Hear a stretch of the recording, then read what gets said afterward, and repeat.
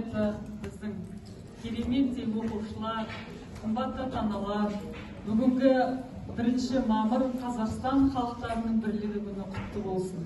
Қазақстанның алға мықты қарыштап дамуының ең бірінші негізі елдегі тыныштық. Сол тыныштыққа жақсылап тұрып жылында бір рет күш-қуат беретін, нәр беретін мемлекеттік мерекеміз Қазақстан халықтарының бірлігі күні құтты болсын. Дружба народов не просто слова, дружба народов навеки жива, дружба народов счастливые дети, голос на ниве и сила в расцвете, дружба народов бескрайний простор, мир и согласие, девичий хор, звонкая песня чапана молодого, сад винограда возле дома родного. С днем единства народа Казахстана! Отан деген ата мекен, отан деген туған жер, отан ана, отан пана, Қазақстан туған ел.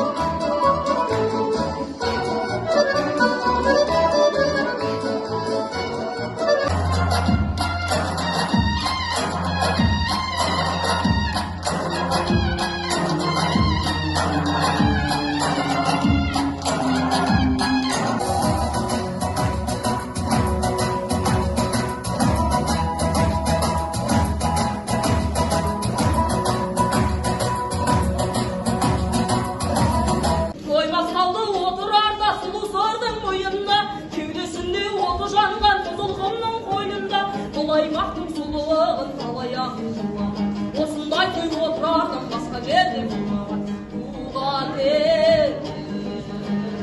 Мақұлбаның ұлы байдан қалама, араңнашы мақтанышпен айдала, алтай менен адырадың